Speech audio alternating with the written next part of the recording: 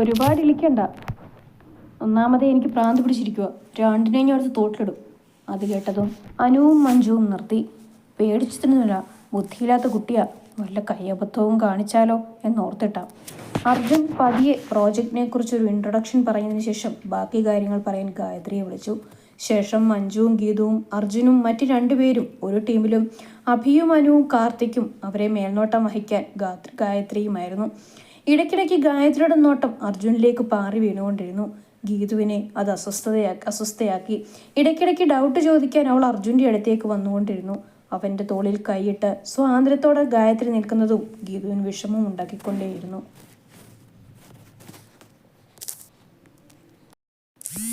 അങ്ങനെയല്ല ഗായു, ഇങ്ങനെയാണ് എന്തൊക്കെ അർജുൻ പറയുന്നുണ്ടായിരുന്നു.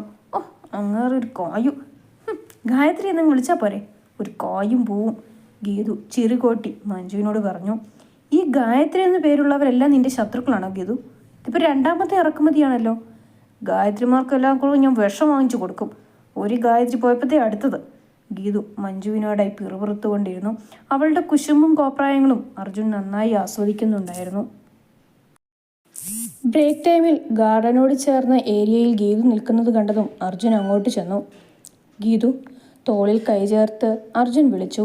അവളുടെ കലങ്ങിയ കണ്ണുകൾ അർജുനിൽ സംശയം ധ്വനിപ്പിച്ചു. എന്താടാ, എന്തു പറ്റി കണ്ണ് കലങ്ങിയിരിക്കുന്നത്? ഒന്നുമില്ല. അർജുൻ്റെ കൈ തട്ടിമാറ്റി അവൾ പോകാനൊരുങ്ങി. പക്ഷെ അതിനു മുന്നേ അവളുടെ കയ്യിൽ പിടിച്ചവൻ നിർത്തി. ഗീതു, ടെൻഷൻ അടിപ്പിക്കാത്ത കാര്യം പറ. അച്ഛൻ കണ്ടുപിടിക്കുന്ന ഏത് കുട്ടിയെ വേണമെങ്കിലും വിവാഹം ചെയ്തോളാമെന്ന് അർജുൻ വാക്കു കൊടുത്തിരുന്നോ? പെട്ടെന്നുള്ള ഗീതുവിൻ്റെ ചോദ്യം കേട്ടപ്പോൾ അർജുൻ സംശയത്തോടെ അവളെ ഒന്ന് നോക്കി. നീ എന്താ അങ്ങനെ ചോദിച്ചത്? കുറച്ചു മുന്നേ ഞാൻ വാഷ്റൂമിലേക്ക് പോകാൻ തുടങ്ങിയപ്പോൾ അവിടെ ഗായത്രി ഡ്രസ്സിലെന്തോ വീണത് വാഷ് ചെയ്തുകൊണ്ട് ആരോടോ ഫോണിൽ സംസാരിച്ച് നിൽക്കുന്നത് കണ്ടു. ഫോൺ സ്പീക്കറിലായിരുന്നു. മറ്റൊരാളുടെ സംസാരം ഒളിച്ചു നിന്ന് കേൾക്കുന്നത് ശരിയാണെന്ന് എനിക്ക് തോന്നിയില്ല. ഞാൻ പോകാൻ തുടങ്ങിയതും അർജുൻ്റെ കാര്യത്തിൽ ഞാൻ ഇംപ്രസ്ഡ് ആണ് ഡാഡി. എത്രയും വേഗം വിശ്വനങ്ങളോട് ഞങ്ങളുടെ കാര്യം സംസാരിക്കണം. അറ്റ്ലീസ്റ്റ് ഞങ്ങളുടെ എൻഗേജ്മെൻറ്റിൽ നടത്തിവെക്കാൻ ഡാഡി പറയണം. അത് കേട്ടതും എൻ്റെ കാലുകൾ നിശ്ചലമായി. അതോർത്ത് മോള് വിഷമിക്കേണ്ട. ഞാൻ ഇപ്പം വിശ്വനെ ഫോൺ വിളിച്ചു വെച്ചതേ ഉള്ളൂ. ഇന്ന് തന്നെ അവൻ അർജുനോട് സംസാരിക്കും. അർജുനിലൂടെ ഡാഡിക്ക് വേറെയും ലക്ഷ്യങ്ങളുണ്ട് മോളെ. എല്ലാത്തിനും തുടക്കം നിങ്ങളുടെ വിവാഹത്തിലൂടെ ആവട്ടെ. Oh, is it? Thank you so much daddy. Will call you later. Geethu പറഞ്ഞു നിർത്തി നിറകണ്ണുകളോടെ അർജുനെ നോക്കി. പറയ, ഇനി എന്താ ഞാൻ ചെയ്യേണ്ടത്? ഗീതു, നീ പറഞ്ഞത് സത്യമാണ്. ഞാൻ നാട്ടിലേക്ക് വരുന്നതിന് കുറച്ച് ദിവസം മുന്നേ വിളിച്ചപ്പോൾ അച്ഛൻ സൂചിപ്പിച്ചിരുന്നു അമ്മയ്ക്ക് എൻ്റെ കല്യാണം ഉടനെ നടന്നു കാണണമെന്നുണ്ട്. അച്ഛൻ ആലോചിക്കട്ടെ എന്ന്. ആ സമയത്ത് എൻ്റെ മനസ്സിൽ മറ്റൊന്നുമില്ലായിരുന്നു. അതുകൊണ്ടാണ് ഞാൻ അന്ന് അതിന് സമ്മതം മൂളിയത്. പക്ഷേ ഗായത്രിയുടെ കാര്യം അച്ഛനോട് പറഞ്ഞതേയില്ല. അത് കഴിഞ്ഞല്ലേ ഗീതു ഞാൻ നാട്ടിൽ വന്നതും നിന്നെ കണ്ടതും ഇഷ്ടപ്പെട്ടതും ഒക്കെ. അർജുൻ ദയനീയമായി ഗീതുവിനെ നോക്കി പറഞ്ഞു. എങ്കിലെന്തിനാ അർജുൻ എന്നെ ഈ വെട്ടിവേഷം കെട്ടിച്ചത്? അങ്ങനെ ഒരു വാക്ക് അച്ഛന് കൊടുത്തിരുന്നു എന്നറിഞ്ഞിരുന്നെങ്കിൽ ഞാനും എൻ്റെ സ്നേഹമോ അർജുന് ശല്യമായി വരില്ലായിരുന്നു. അത്രമാത്രം പറഞ്ഞ് ഗീതു അവൻ്റെ മറുപടിക്ക് കാത്തു നിൽക്കാതെ നടന്നകന്നു. എന്ത് ചെയ്യണമെന്നറിയാതെ അർജുനും അമ്മയെ വിളിക്കാൻ ഫോൺ എടുത്തതും വിശ്വനാഥിൻ്റെ കോൾ അർജുനെ തേടിയെത്തി. ഒരു നിമിഷം വിറച്ചുവെങ്കിലും അവൻ ഫോൺ എടുത്ത് കാതോരം ചേർത്തു.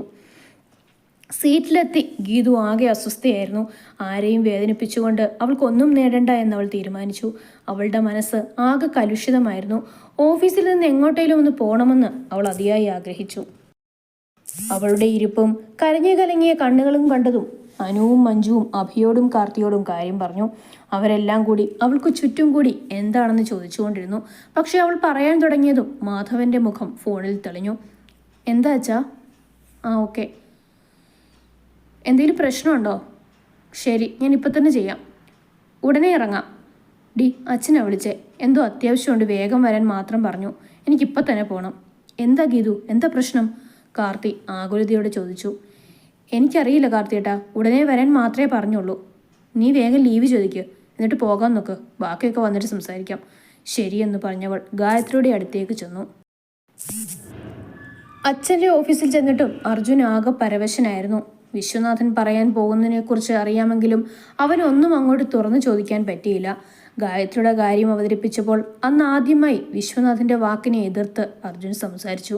അവൻ്റെ ഇഷ്ടക്കേട് അവൻ പ്രകടിപ്പിച്ചു. അച്ഛൻ ദയവ് ചെയ്ത് ഈ കാര്യത്തിൽ എന്നെ നിർബന്ധിക്കരുത്. എനിക്കാവില്ല അച്ഛാ, പ്ലീസ് എന്നെ മനസ്സിലാക്കണം. മോനെ, നീ നാട്ടിലെത്തും മുന്നേ എന്നോട് സമ്മതം അറിയിച്ചതല്ലേ, പിന്നെന്തു പറ്റി? അതോ ഗായത്രി നിനക്ക് ഇഷ്ടമല്ലെന്നുണ്ടോ? അച്ഛാ, ആ സമയത്ത് എൻ്റെ മനസ്സിൽ മറ്റൊന്നും ഉണ്ടായിരുന്നില്ല. പക്ഷേ ഇപ്പോൾ എനിക്ക് വാക്കുകൾ മുഴുവിപ്പിക്കാനാവാതെ അർജുൻ പതറി.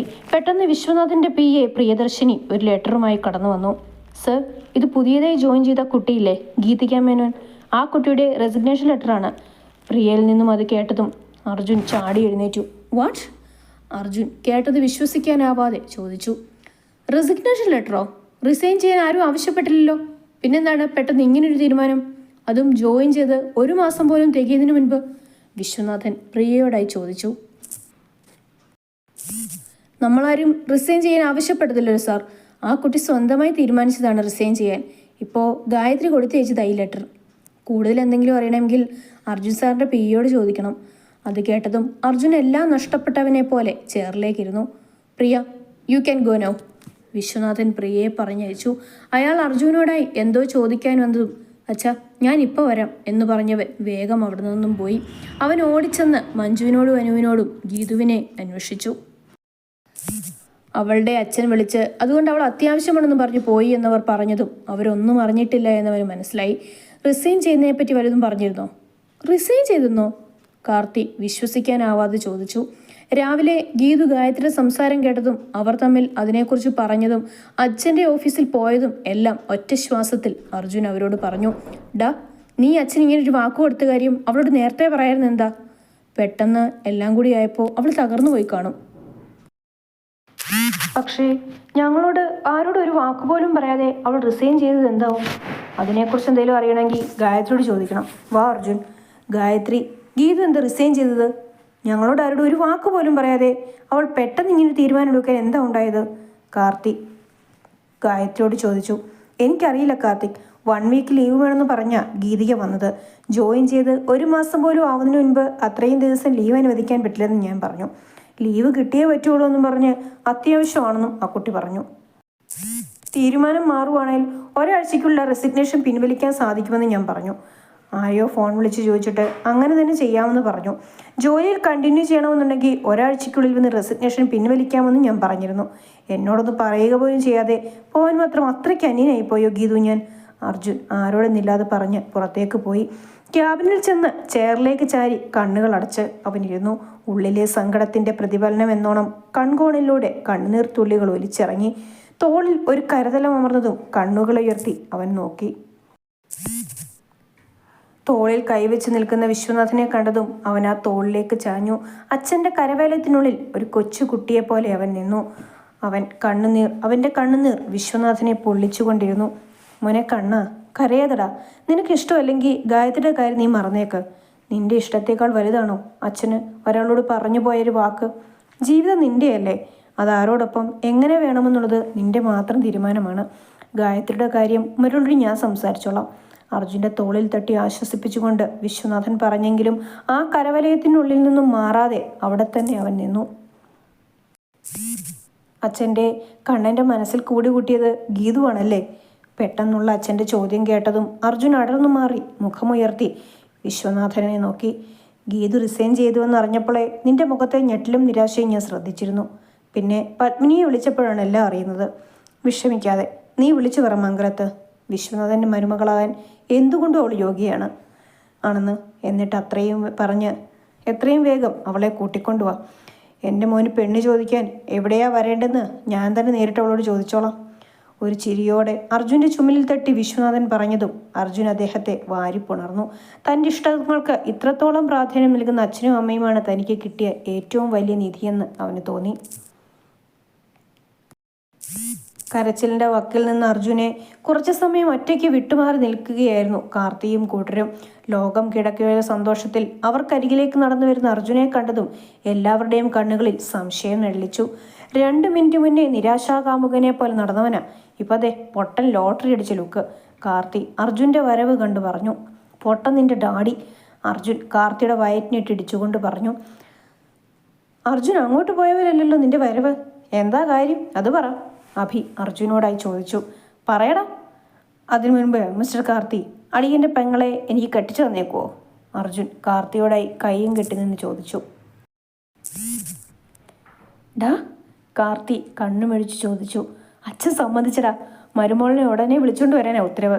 ഞാൻ അവളുടെ വീട്ടിലേക്ക് പോവാം. പൊന്നുമോളെ കെട്ടിച്ചു തരുമോയെന്ന് അവളുടെ അച്ഛനോട് നേരിട്ട് ചോദിക്കണം. അവളെ വിളിച്ചിട്ട് കാര്യമില്ല, നേരിട്ട് പോകാമെന്ന് വെച്ചു. എന്നോടൊരു വാക്ക് പോലും പറയാതെ റിസൈൻ ചെയ്ത് ഇറങ്ങിപ്പോയതല്ലേ, അതിനുള്ളത് നേരിട്ട് കൊടുത്തേക്കാം. നിങ്ങൾ വരുന്നോ? അച്ഛേ, ഇനിയേലും പറയേ, എങ്ങോട്ടാണ് നമ്മൾ പോകുന്നേ? ഫോൺ വിളിച്ച് ലീവ് അറിഞ്ഞിട്ട് വരാൻ പറഞ്ഞു. ഞാൻ വന്നു. എന്ത് സീരിയസ് ആയിട്ട് സംസാരിച്ചേ? മനുഷ്യനാണ് ടെൻഷൻ അടിച്ചു പോയി. മാധവന്റെ ഭാഗത്തുനിന്നും പ്രതികരണമില്ലാതായതും ഗീതുവിന് ദേഷ്യം വന്നു. ജാനകിയെ നോക്കിയപ്പോൾ അവിടെയും മൗനം. ഞാൻ പോകുന്നവരെ രണ്ടുപേർക്കും ഒരു കുഴപ്പമില്ലായിരുന്നല്ലോ, ഇപ്പൊ രണ്ടുപേരും മൗനവ്രതമാണോ? അച്ഛേ, ഇനിയെങ്കിലും പറയേ, എങ്ങോട്ടാണ് നമ്മൾ പോകുന്നത്? ഫോൺ വിളിച്ച് ലീവ് പറഞ്ഞിട്ട് വരാൻ പറഞ്ഞു. ഞാൻ വന്നു. എന്ത് സീരിയസ് ആയിട്ടാണ് സംസാരിച്ചത്? മനുഷ്യനാണ് ടെൻഷൻ അടിച്ചു പോയി. മാധവന്റെ ഭാഗത്തുനിന്നും പ്രതികരണമില്ലാതായതും ഗീതുവിന് ദേഷ്യം വന്നു. ജാനകിയെ നോക്കിയപ്പോൾ അവിടെയും മൗനം. രണ്ടുപേരും ഞാൻ പോകുന്നത് വരെ കുഴപ്പമൊന്നും ഇല്ലായിരുന്നല്ലോ, ഇപ്പം രണ്ടുപേരും എന്താ മൗനവ്രതമാണോ? പിന്നെയും മറുപടിയൊന്നും കിട്ടാത്തത് കൊണ്ട് ഗീതു സൈഡ് സീറ്റിലെ ഗ്ലാസ് താഴ്ത്തിയിട്ട് പുറത്തേക്ക് കണ്ണും നട്ടിരുന്നു. അർജുനെക്കുറിച്ച് കുറച്ചു നേരത്തേക്കെങ്കിലും ഒന്ന് മറക്കാനാണ് അവരുടെ അടുത്ത് കിടന്ന് വായിട്ടലയ്ക്കുന്നത്. അപ്പതേ രണ്ടും കൂടി മുഖവും കെട്ടിപ്പിടിച്ചിരിക്കുന്നു. ഗീതു എന്തോ പിറുപിറുത്തു. പിന്നെയും പുറത്തേക്ക് നോക്കിയിരുന്നു. അത് കണ്ടുകൊണ്ട് മാധവനും ജാനകിയും അടക്കി ചിരിച്ചു. അവരുടെ വണ്ടി ചെന്ന് നിന്നത് ഒരു വലിയ തറവാട്ടിലേക്കാണ്. ഗീതു ചുറ്റും നോക്കി. അച്ഛൻ്റെ തറവാട്ടിലാണ് അവർ എത്തിയതെന്ന് അവൾക്ക് വേഗം മനസ്സിലായി. പഴമയുടെ പ്രൗഢി നിലനിർത്തിക്കൊണ്ടുള്ളൊരു തറവാട്. ജനിച്ചിട്ട് ഇന്ന് ആദ്യമായാണ് ഇവിടെ വരുന്നത്. വല്ലാത്തൊരു കൗതുകം അവളെ പൊതിഞ്ഞു. മാധവനെ നോക്കിയതും ഇറങ്ങാനായി ആനന്ദം കാണിച്ചു. അവർ തറവാടിനുള്ളിലേക്ക് കാലെടുത്ത് വെച്ചപ്പോൾ അകത്തളത്തിൽ നിന്നും ഓടിവരുന്ന ഒരു സ്ത്രീയിലേക്ക് ഗീതുവിൻ്റെ കണ്ണുകൾ പാഞ്ഞു. പ്രായമായ എന്നാൽ സൗമ്യമായ ഒരു ചിരി, എപ്പോഴും കാത്തു സൂക്ഷിച്ച ഒരു മുഖം. മുടിയിഴകളെല്ലാം നരച്ചുവെങ്കിലും ഐശ്വര്യം തുളുമ്പുന്ന തേജസ്സുള്ള മുഖം. ഓടിവന്ന് ഗീതുവിൻ്റെ കവിളിൽ തലോടി അവളെ ചേർത്ത് പിടിച്ചവർ. ഗീതു സംശയത്തോടെ മാധവനെ നോക്കി. ഇതെൻ്റെ അമ്മ സരസ്വതി, നിന്റെ മുത്തശ്ശി. മാധവൻ പറഞ്ഞതും ഗീതു അത്ഭുതത്തോടെ അവരെ നോക്കി. സരസ്വതി അവളെ നെഞ്ചോട് ചേർത്തു. അവളും ആ സ്നേഹത്തണലിൽ അല്പനേരം നിന്നു. സരസ്വതി ഗീതുവിൻ്റെ മുടിയിഴകളെ തലോടിക്കൊണ്ടിരുന്നു. അങ്ങനൊരു സാമീപ്യവും തലോടലും ഗീതുവിന് പുതിയ അനുഭവമായിരുന്നു.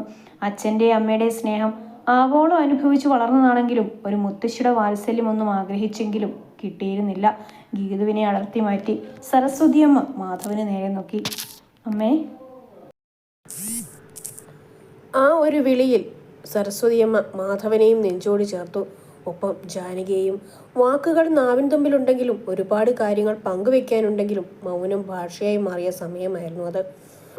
ഇത്രയും നാളും തനിക്ക് അന്യമായിരുന്ന അമ്മയുടെ സ്നേഹലാളനങ്ങളിൽ മാധവൻ സ്വയം മറന്നു നിന്നു. അടർന്നു മാറിയപ്പോൾ മൂവരുടെയും കണ്ണുകൾ ഈറനണിഞ്ഞു. അവരെയും കൂട്ടി സരസ്വതിയമ്മ അകത്തേക്ക് കടന്നു. മുകളിൽ മാധവന്റെ മുറിയിലേക്ക് അവരെ പറഞ്ഞയച്ചു. ഗീതുവിനായി ഒരുക്കിയ മുറിയിലേക്ക് അവളെയും. ഗീതു ആ മുറി മുഴുവനും ഒന്ന് നോക്കി. അടുക്കും ചിട്ടയുമുള്ള വിശാലമായ ഒരു മുറി, അതിനോട് ചേർന്ന് തന്നെ ചെറിയൊരു ബാൽക്കണി. ഇവിടെ എനിക്ക് ഓടിക്കളിക്കാൻ സ്ഥലമുണ്ടല്ലോ മുത്തശ്ശി.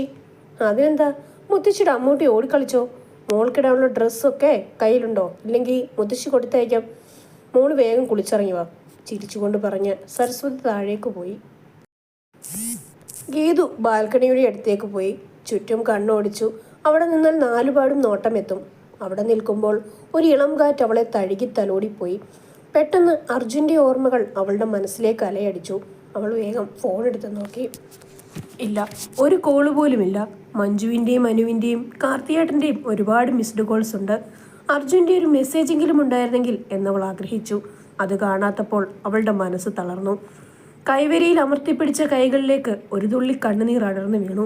ഫോൺ സ്വിച്ച് ഓഫ് ചെയ്ത് അവൾ കട്ടിലേക്കിട്ട് അവൾ കയറി കുളിച്ചു വന്ന് താഴേക്ക് ചെന്നപ്പോൾ മുത്തശ്ശിയും അടുത്തൊരു പട്ടുപാവാട ഇട്ടിരുന്നൊരു പെൺകുട്ടിയും ഗീതുവിൻ്റെ ശ്രദ്ധയിൽപ്പെട്ടു. ആ പെൺകുട്ടി ആരെന്ന സംശയം അവളിൽ ഉടലെടുത്തു. അവൾക്കരികിലേക്ക് വന്ന് തോളിൽ കൈവച്ച ആളെ കണ്ടതും ഗീതു കണ്ണുമിഴിച്ചു. വീണ്ടും നോക്കിയ ശേഷം മാധവനെയും. മുന്നിൽ കാണുന്നത് സത്യമാണോ മിഥ്യയാണോ എന്നറിയാതെ അവൾ തരിച്ചു നിന്നു. ഗീതുവിൻ്റെ വീടിന് മുന്നിലെത്തി അർജുൻ കോളിംഗ് ബെൽ അടിച്ചു. അർജുനും കൂട്ടരും അക്ഷമയോടെ കാത്തു നിന്നു. പ്രതികരണം ഒന്നുമില്ലാത്തത് അർജുനെ വേവലാതിപ്പെടുത്തി. വീണ്ടും കോളിംഗ് ബെൽ അടിച്ചിട്ടും ഒരു പ്രതികരണവും ഉണ്ടായില്ല എന്ന സംശയത്തോടെ അവൻ ചുറ്റും നോക്കി. ഈ ഗീതു ഇതെവിടെ പോയി? ജാനകിയമ്മ എപ്പോഴും ഇവിടെ ഉണ്ടാവുന്നതാണല്ലോ. അനു സംശയം പ്രകടിപ്പിച്ചു. ഞാൻ ഇപ്പോൾ വരാമെന്ന് പറഞ്ഞ് മഞ്ജു പുറത്തേക്ക് ഇറങ്ങി. ഇവിടെ നിങ്ങോട്ടാ? കാർത്തി ചോദിച്ചു. ഇവിടെ അടുത്ത് ഗീതുവിൻ്റെ ഒരു കൂട്ടുകാരിയുണ്ട്, അവിടേക്കാവും. അവരറിയാതെ എവിടെയും പോകാൻ സാധ്യതയില്ല, അനു പറഞ്ഞു. എടാ കാർത്തി, എനിക്കെന്തോ ഭയം പോലെ. ആരോടും ഒരു വാക്കുപോലും പറയാതെ അവൾ പോയി. അന്വേഷിച്ചിവിടെ വന്നപ്പോൾ വീട്ടിലും ആരുമില്ല. അർജുൻ കാർത്തിയുടെ തോളിലേക്ക് കൈവച്ചു. ആരെയും കാണാത്ത സ്ഥിതിക്ക് എവിടെയെങ്കിലും ദൂരയാത്രയ്ക്ക് പോയതാവും, നീ വിഷമിക്കാതെ. അർജുൻ്റെ കൈകളിൽ കൈ ചേർത്ത് വെച്ച് കാർത്തി പറഞ്ഞു. ദൂരെ നിന്നും മഞ്ജു വരുന്നത് കണ്ടപ്പോൾ അർജുൻ്റെ മുഖത്തൊരു ആശ്വാസം നിഴലിച്ചു. പക്ഷേ അവളുടെ അടുത്തേക്ക് പാഞ്ഞെടുത്തു. പിന്നാലെ കാർത്തിയും. പക്ഷേ മഞ്ജുവിൻ്റെ മുഖത്തെ ഭാവം അർജുൻ്റെ ആശ്വാസം ഇല്ലാതാക്കി. എന്താ മഞ്ജു, എന്താ പറഞ്ഞത്? അർജുൻ അത്യധികം ആകാംക്ഷയോടെയും ആകുലതയോടെയും ചോദിച്ചു. സർ, അത് ഗീതുവിൻ്റെ അച്ഛൻ്റെ തറവാട്ടിലേക്ക് പോയതാ. അവർ അവരെ വിളിക്കാനായി ഇന്നലെ ആരൊക്കെ ഇവിടെ വന്നിട്ടുണ്ട്.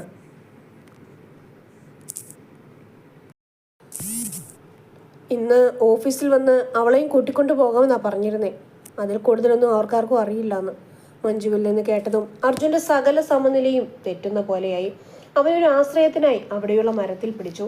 അവിടെ ഇരുന്ന് അർജുൻ്റെ ഇരിപ്പ് കണ്ടതും കാർത്തിക്കും ഭയം തോന്നി. പണ്ടിതുപോലെ തകർന്നിരുന്ന അർജുൻ്റെ മുഖം അവൻ്റെ മനസ്സിൽ ഓടിയെത്തി. അതിൽ നിന്ന് ജീവിതത്തിലേക്ക് അവരെ പിടിച്ചുകൊണ്ട് വന്നതൊക്കെ അവൻ്റെ മനസ്സിൽ തെളിഞ്ഞു. ഇനി ഒരിക്കൽ കൂടി അവനെ ആ അവസ്ഥയിൽ. കാർത്തി പെട്ടെന്ന് അർജുൻ്റെ തോളിൽ കൈവച്ചു. അവൻ്റെ കണ്ണിലെ നനവ് കാർത്തിയിലും നോവുണ്ടാക്കി. ഡാ, എനിക്ക് അവളെ എന്നത്തേക്കുമായി നഷ്ടപ്പെടുവോ? ഇനി എനിക്ക് അവളെ ഒരിക്കലും തിരിച്ചു കിട്ടാതെ ഇരിക്കുവോടാ? അർജുൻ്റെ ആ ചോദ്യം കാർത്തിയുടെ ഇടനെഞ്ചിലാണ് തറച്ചത്. വർഷങ്ങൾക്ക് മുന്നേയുള്ള അർജുൻ്റെ ഇതേ ചോദ്യം അവൻ്റെ കാതുകളിൽ അടയടിച്ചു. ഒന്നുമില്ലടാ, അങ്ങനെയൊന്നും സംഭവിക്കില്ല, വാ നമുക്ക് പോവാം. അർജുന് നേരെ കൈ നീട്ടിക്കൊണ്ട് കാർത്തി പറഞ്ഞു. അവൻ ആ കൈകളിൽ കൈ ചേർത്തു. കാർത്തി ഒന്നുകൂടി മുറുകെ പിടിച്ചു, ഒരിക്കലും പിടിവിടില്ലെന്നതുപോലെ. വീട്ടിലേക്ക് തിരിച്ചു വന്ന അർജുൻ്റെ മുഖം കണ്ടതും വിശ്വനാഥനും പത്മിനിക്കും ഉള്ളിൽ സങ്കടം നിഴലിച്ചു. ഓടിച്ചെന്ന് അവനെ മാറോടയ്ക്കാൻ അവരുടെ ഉള്ളം കൊതിച്ചു. വർഷങ്ങൾക്ക് മുൻപ് ഉള്ളിലുണ്ടായ അതേ ഭയം അവരുടെ ഉള്ളിൽ നുരഞ്ഞു പൊന്തി. അകാരണമായ ആ ഭയം ആ രണ്ടുപേരുടെയും ഉള്ളിൽ തീക്കനൽ സൃഷ്ടിച്ചു. പക്ഷെ കാർത്തി വിളിച്ച് നേരത്തെ കാര്യങ്ങൾ ധരിപ്പിച്ചിരുന്നതുകൊണ്ട് അവരൊന്നും ചോദിക്കാൻ തുനിയില്ല.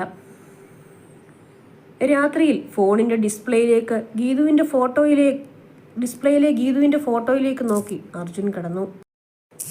നിനക്കല്ലാതെ എൻ്റെ ഉള്ളിൽ വേറൊരാൾക്ക് സ്ഥാനമുണ്ടെന്ന് നിനക്ക് തോന്നുന്നുണ്ടോ? അവളുടെ ഓർമ്മകൾ വല്ലാതെ മനസ്സിലരയടിച്ചതും അർജുൻ അവളുടെ നമ്പർ ഡയൽ ചെയ്തു. പക്ഷേ സ്വിച്ച് ഓഫ് ആണെന്ന് കേട്ടതും അർജുനെ വീണ്ടും തളർത്തി. ഗീതുവിനെ കുറിച്ച് ഓർത്തപ്പോൾ രണ്ടു തുള്ളി കണ്ണുനീർ കൺകോണിലൂടെ ഒലിച്ചിറങ്ങി. പിന്നെ അർജുൻ യാന്ത്രികമായി ഓരോന്നും ചെയ്തു. അവനെ കൊണ്ടുപോകാനും കൊണ്ടുവിടാനും എല്ലാം എപ്പോഴും കാർത്തി കൂടെ ഉണ്ടായിരുന്നു. 2 ദിവസം വേഗം കടന്നുപോയി. തൊട്ടടുത്ത ദിവസം അർജുൻ ക്യാബിനിൽ നിന്ന് CCTV ക്യാമറയിൽ ഗീതുവിൻ്റെ സ്ഥാനത്തേക്ക് നോക്കിയിരുന്നു. അവളുടെ കുസൃതികളും കുറുമ്പും ആസ്വദിച്ചിരുന്നു.